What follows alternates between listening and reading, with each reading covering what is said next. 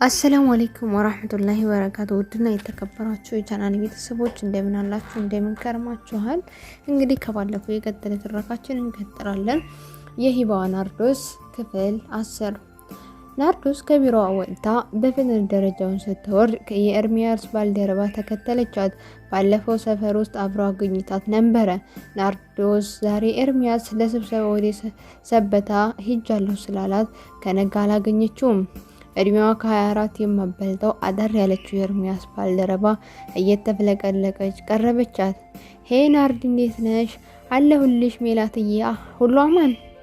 ኤርሚ ዛሬ የለም ብቻሽን ነሽ? አዎ ስብሰባ ነው አይደል? እናንተ ዛሬ ብቻችሁን ዋላችሁ? ስብሰባ? የምን ስብሰባ? የቀረው ስብሰባ ሄዶ አይደል እንዴ? ምናልባት አዲስ ነገር መጥቶ በዛው ከላኩት አላውቅም እንጂ ዛሬ የቀረው ለሕክምና አስፈቅዶ ነው። የምን ሕክምና ነው? ሐሞት እንዴ? ናርዲ ግር እያልሽኝ ነው? ይቅርታና ፍቅረኛው አይደለሽ እንዴ? አዎ እንደዛ ነገር ነኝ። ምን ነው? ምንም። ምን አይነት የሚከታተለው ሕክምና እንዳለ አታውቂም? እኔ አንድም ቀን አሞት አይቼ አላውቅም። ሜላት ነገሩ ግራ ስለገባ ተረጋ ብላ ልታዋራ ፈለገች። ደረጃውን ወርደው ወደ ውጭ ከወጡ በኋላ ወደ ቀኝ ታጥፎ ትንሽ እንድትራመዱ ያገኟት ትንሽዬ ካፌ ገብተው ተቀመጡ። አስተናጋጁ ከቅጽበት ከፊት ለፊታቸው መጥቶ ተገተረ። ማስተናገድ ናፍቆት የነበረ ይመስላል። ትኩስ ነገር ካዘዙ በኋላ ጨዋታቸውን ቀጠሉ። ናርድዬ ከኤርሚ ጋር ምን ያህል ጊዜ ሆናችሁ? በቃ እዚህ ከተቀጠርኩ በኋላ ነው እንዴ? ጓደኛ ቀረበኝ። ቀስ በቀስ ወደዛ ነገር ተቀየረ። እኔ እኮ ከዛም በፊት የምትታወቁ ነበር ይመስለኝ። እንደውም በሱ ጥረት ነው እየተቀጠረችው ምናምን ይባል ነበር እኮ። አራጎቴ ነው ያስቀጠረኝ። ኤርሚያስን ከመቀጠረ በፊት እንኳን ልግባባው አይቼውም አላውቅም። ሜላት አቀረቀረች። እንባ አይኗ ታገለው። በውሸት ፈገግታ እንባዋን ለማባረር እየሞከረች ቀና አለች። መስሪያ ቤቱ ስለናንተ የሚወራውን ሰምታችሁ አታውቂም? ስለኛ ምን ይወራል? ናርዶስ ቢሮ ውስጥ ያደረጉት ነገር የታወቀ መስሏል። ልቧ በፍርሃት ራደ። በጣም ነው የሚወራው። ምን ተብሎ? በብዛት የሚወራው ከድሮም እንደምትታወቁ በጣም ራሳችሁን ስለምትጠብቁ እንደማያስታውቅባችሁ ምናምን ነው። ምኑ ነው የማያስታውቅበት? ፍቅረኛ መሆናችን። ሜላት ራሷን ለማደፋፈር ሞከረችና ቀጠለች። የእድሜ ማራዘሚያ ትወስጃለሽ አይደል? አረ ፈጣሪ ራሱ ያረዘምልኝ እንጂ እኔ ምን ወስዳለሁ ካለች በኋላ ሳቋን ለቀቀችው። ግልጽ አድርጌ ልጠይቅሽ፣ አንቺ ቫይረሱ በደምሽ ውስጥ እንዳለ ካወሽ ምን ያህል ጊዜ ነው? የምን ቫይረስ? ናርዶስ ሳታስበው ከመቀመጫዋ ተነሳች። አረ ቁጭ በይ፣ ተረጋግተሽ እናውራ። እኔም ይሄንን ስለገመኩ ነው እኮ ላወራሽ የፈለኩት። ናርዶስ በዝምታ ተመልሳ ተቀመጠች። ይሄውልሽ ናርዶስ፣ ታውቂ ይሆን አይሆን ለማረጋገጥ ነበር ዙሪያ ጥምጥም የሄድኩት ጥያቄዎችን ስጠይቅሽ የነበረው። አሁን እንደገባኝ ከሆነ ምንም የምታውቂው ነገር የለም። በአጭሩ ልልሽ የፈለኩት ኤርሚያስ HIV ካረር ነው። ይሄ ሳታውቂ ከሆነ የገባሽበት ከአሁኑ መንገድሽን እንድታስተካክይ ነው። ያው ግንኙነታችሁ የአጭር ጊዜ ስለሆነ ሌላ ነገር ውስጥ የገባችሁ አይመስለኝም። ቆይ ግን አንቺ እንዴት አወቅሽ? ማለቴ እሱ እንደዛ እንዲሆነ። ይሄውልሽ እሱ እዚህ መስሪያ ቤት ወጣ ሆኖ የገባች ሴት አንድም አታልፎም ነበር። ሲበዛ ሴሰኛ ነገር ነው። እኔም ስቀጠር እንደዚሁ ሊያሰምጠኝ ሞክሮ ነበረ። ግን እኔ የዛኔ ቀለበት አስሬ ለመግባት የቀረኝ ጥቂት ቀን ስለነበር ፊት አልሰጠሁትም። እሱም ቀለበት እንዳሰርኩ ሲያውቅ ተፋታኝና የገባውን ሰራተኛ ሁሉ በአጉል ጀብደኝነት ካልጠየቅኩ ሲል ውጭም ጠጥቶ ከሴተኛ ዳሪ ጋር ሲልከሰክስ ነው የያዘው። አንዷ ከእኔ በፊት የገባችው ፋይናንስ ክፍል የምትሰራው ልጅ እንደዚሁ አስምጧት ቤቱ ውስጥ በእድሜ ማራዘሚያ መድኃኒት ምናምን አየች። ከዛ ደግሞ ስትበረብር የጃቢ ህመሙን ማህበር የአባልነት መታወቂያውን አገኘች። ከዛ መታወቂያውን ፎቶ አነሳችና ለግቢው ሰራተኞች ለምታውቃቸው ላከችላችሁ። እያለ ሙሉ ግቢው አወቀ። እሱም ከዛ በኋላ በቅጽ HIV ቀን እዚህ ግቢ ሲከበር ምናምን ያስተምራል። ነገር ግን አሁን እየቆየ ሲመጣ ሰው ተላመደውና ተረሳ እንጂ የገባ ሰራተኛ ቀድሞ የሚነገረው ይሄ ነበረ። ያንቺ ግን ገና እንደገባሽ ፍቅረኛው አስቀጠርኳት ብሎ ቀድሞ ነበር ያወራው። ደግሞም ትመስሉ ነበር። ናርዶስ ሰማይ ከአናቷ ላይ የተደፋበት ያህል አዘመመች። ዝም ጭጭ 10 ደቂቃ 15 ደቂቃ 20 ደቂቃ ዝም እንዳልሆን ነጎደ። በዚህ ደቂቃ ላለፉት 6 ወራት የተካሄደ ሁሉ እየተመላለሰች ነበረ። ሜላት ትግስቷን ሲያልቅ ዝምታውን ለመስበር ሞከረች። ወንበሯ ወደ ናርዶስ በደንብ አስተግታ አይኖቿን እያየች ማውራት ጀመረች። ናርድዬ አብራችሁ ተኝታችኋል እንዴ? በጣም ብዙ ጊዜ ናርዶስ ፊቷ ፍም መስሏል። እንባ እንኳን ማፍሰስ አልቻለችም። በጣም ቸኩለሽ ናርድዬ። ሀት ኤቭሪግ በኮንዶም ነበር የምጠቀሙት አይደለም፣ ሁሉንም ቀን በባዶ ነበር ያደረግነው። አሁን ፊቷ በእንባ መራዝ፣ ሰውነቷ መንዘፍዘፍ ጀምሯል። ሜላትም አቅፋ ማንባት ጀመረች። አንቺ የተማርሽ አይደለሽ እንዴ ናርዲ? እንዴት ሳትመረመሩ ያለ ኮንዶም አብረሹ ትወጫለሽ? እኔ ተንሰቀሰቀች። HIV የጠፋ ነበር የሚመስለኝ። አንድም ቀን ትዝ ብሎኝ አያውቅም። ከሚዲያ ላይ ጠፋ እንጂ እኮ ሀገራችን ውስጥ ወረርሽኝ በሚመስል መልኩ እየተስፋፋ ነው። ለማንኛውም ቶሎ ብትመረመር የሚሻል ነው። እና ምን በድየው ነው? እኔ ግን ማስያዝ የፈለገው እንዴት ያለ ራስ ወዳድ ነው። አረ ይሄ ረጅም ሰዓት ናርዶስ እየተንሰቀሰቀች ሜላት ስታባብላ ከቆየች በኋላ ናርዶስ አልቅሳ ሲደክማት ጥያቄ መጠየቅ ጀመረች። እናንተ ታዲያ ለምን እስካሁን አልነገራችሁኝም? አንቺም እንዳለብሽ ነው የነገረኝ። ደግሞ ገና መቀጠርሽ ሳናውቅ ማውራት ስለጀመረ አመን እንጂ ከእንዲሁ ከገበያ ጥናት ክፍል ተነስቶ ኢንጂነሪንግ ሴክሽን ድረስ ይሄዳል አልመሰለንም ነበር። እና አሁን ምንድነው የሚሻለው? እንባውን በመዳፏ በጠረገችበት ቅጽበት ተመልሶ ይፈሳል። መተኛት ከጀመራችሁ 3 ወር ይሆናል። ናርዶስ ጥቂት እንደማሰብ ካለች በኋላ ይሆናል አለች። ይሄን ያህል ጊዜ ከሆነ ብትመረመሪው ጥሩ ነው። ከጅምሩ የሆነ እርምጃ መውሰድ ትችላለሽ። ሜላት ስልኳን በተደጋጋሚ ይጠራል። ባሌ ጋር ልደውልለት አንድ ያለችና ስልኳን አንስታ እየደወለች ወደ ውጭ ወጣች። ናርዶስ ይሄን ጭንቅ ለማልን እንደምታዋየው ግራ ገብቷ ስታሰላስል ብትቆይ ከሂባ ውጭ የመጣላት ሰው አልነበረም። እንባዋን ለመጥረግ እየሞከረች ሂባ ጋር ለመደወል ስልኳን ስታን ኤርሚያስ ደወለ። ውስጡ አለ እየተንሰቀሰቀ ስልኩን አነሳችው።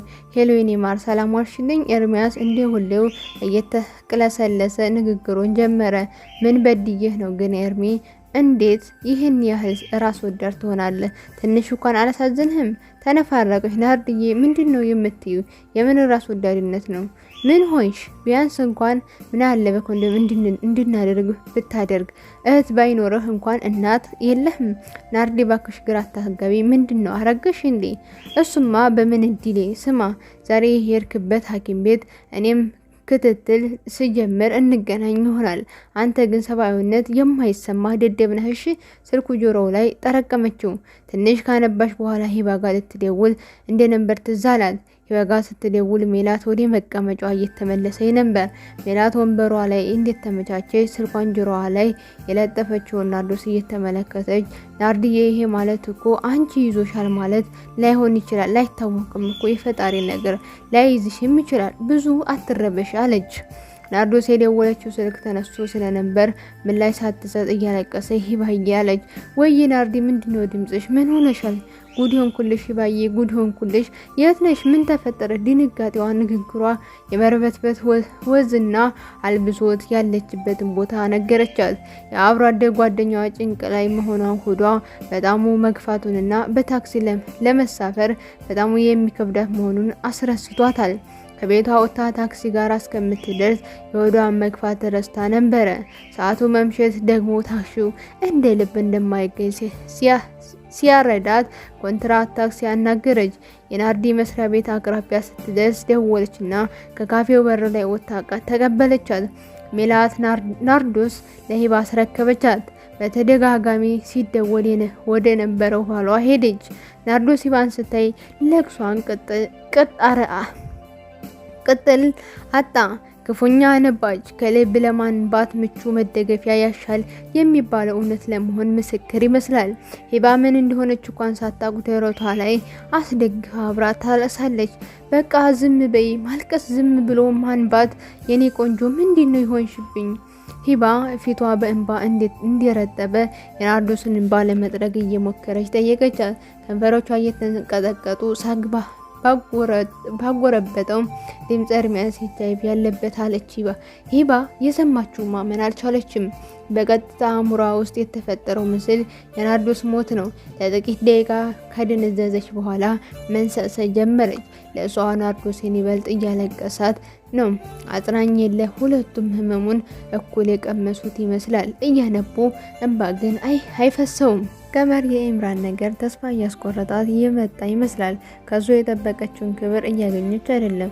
ዶርሞም ውስጥ ተኝታ በደንብ ስታሰላስለው የነበረው የኢምራን የምታስገድድበትን አዲስ መንገድ ነበር።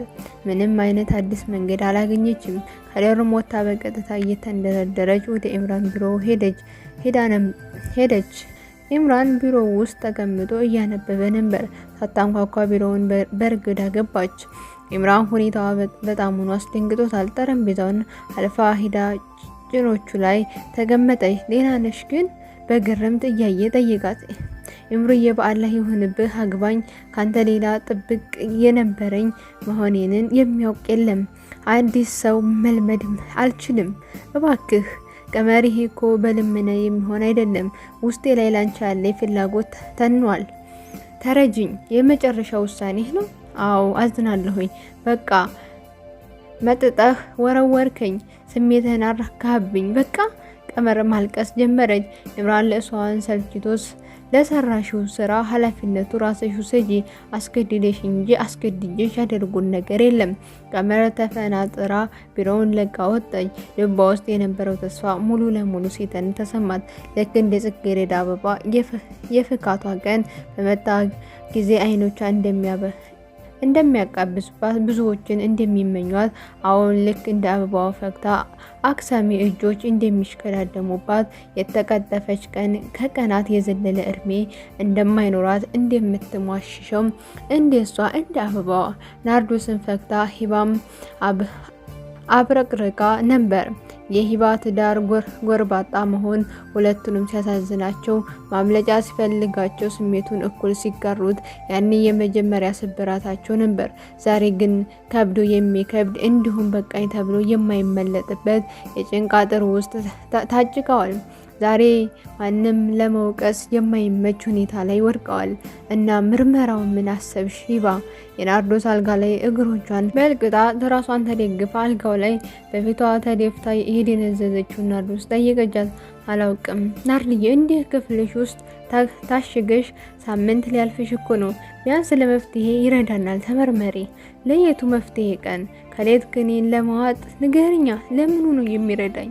ናርዶስ ለእሷን ቀጠለች። የናርዶስ ፊት ጠውልጓል። በለቅሶ ብዛት አይኖቿ አብጠዋል።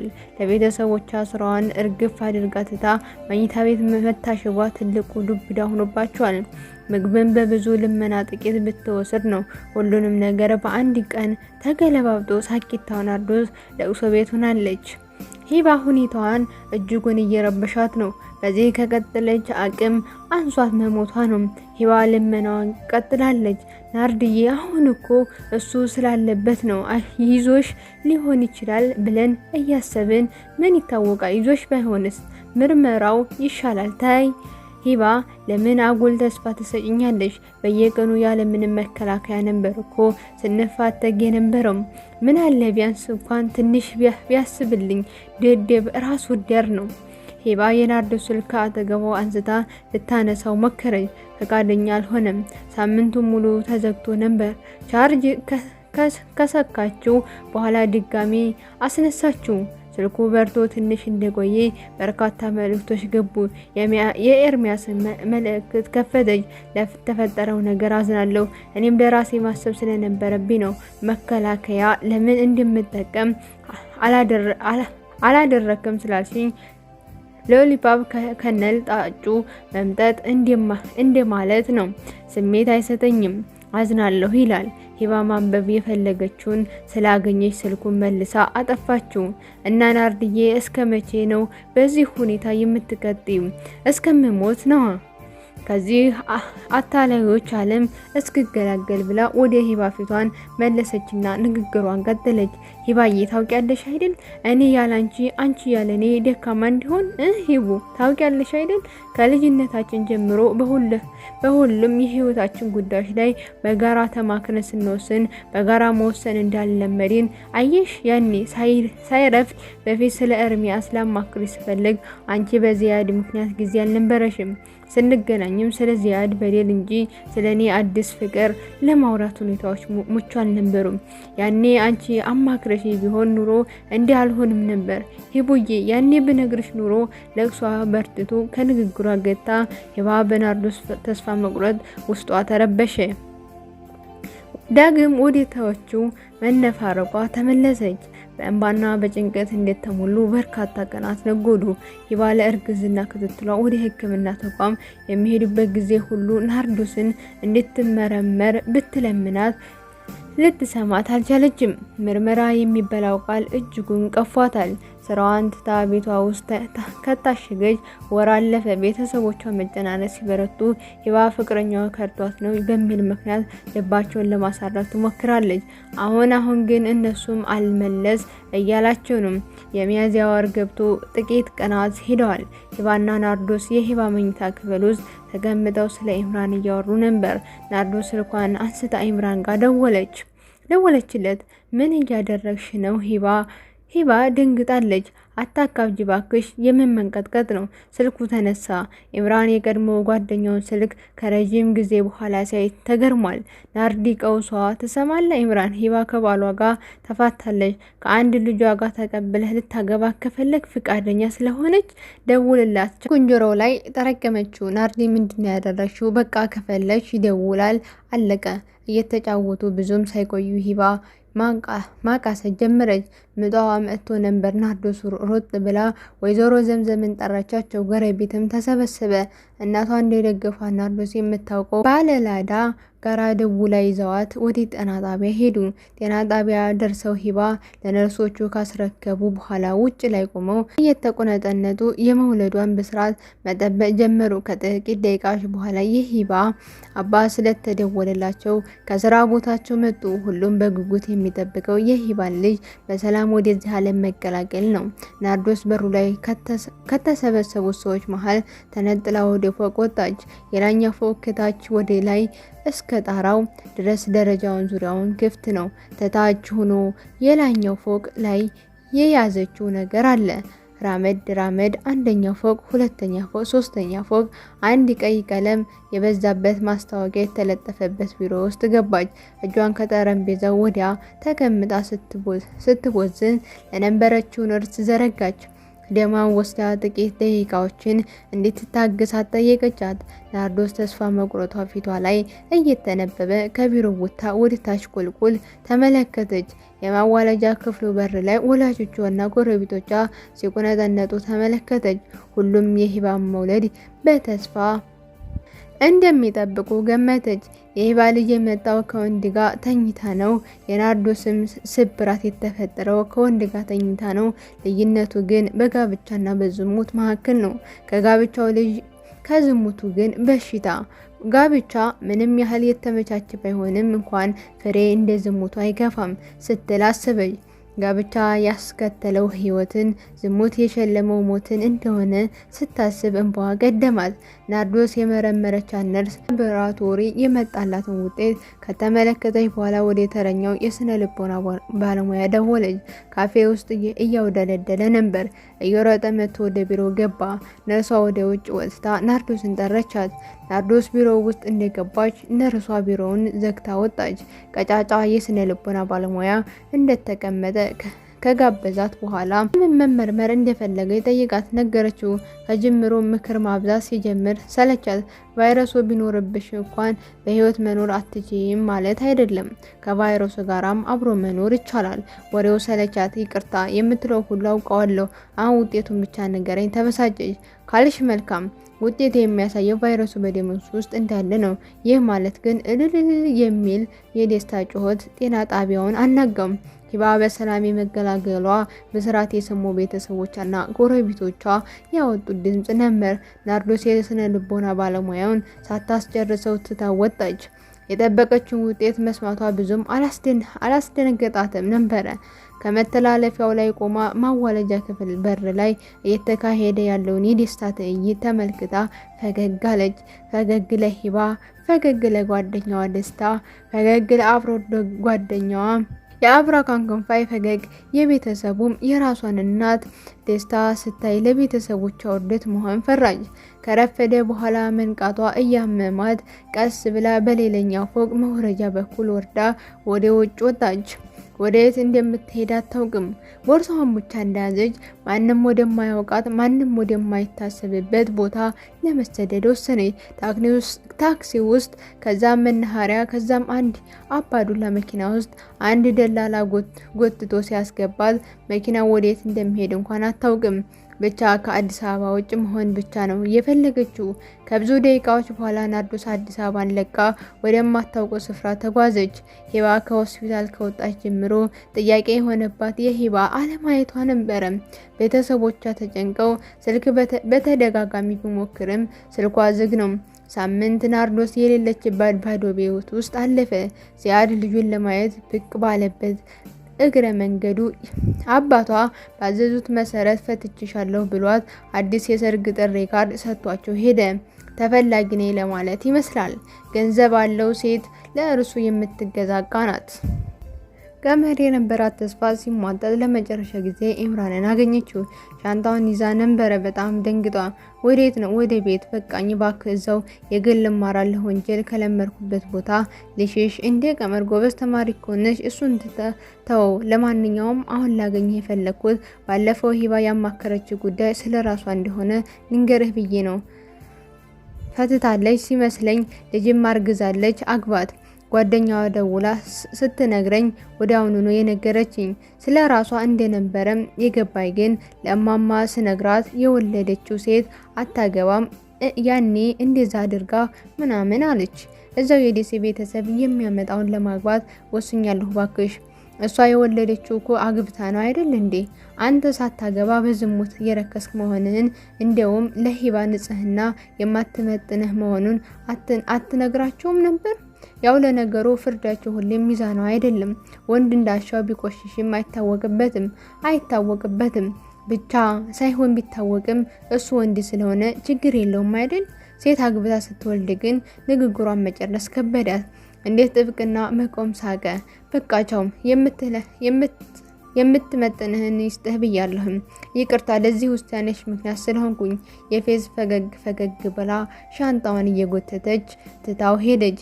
የዩኒቨርሲቲው ግቢ ለቃ እስክወጣ በአይኑ ሸኛት። የሂባን በደል ቀመራ እየተወጣ መሰለው። በልቡ ሁሉም እድሉን ሲያገኝ በደለኛ ነው ሲል አሰበ። ዋናው በር ላይ በእርሱ አነሳሽነት የተመሰረተው የሴቶች መብት ላይ የሚሰራው የቢሮ ክፍለ ሀገር ለሚኖሩ ሴት ተማሪዎች የሞዴስ መዋጫዎችን ለመሸፈን በማሰባሰብ ላይ ላሰናዳው የባለድርሻ አካላት የተሳትፎ ምክር ሀሳብ ማጎልበቻ ፈረስ የመጥሪያ ባነር ተሰቅሎ ነበረ።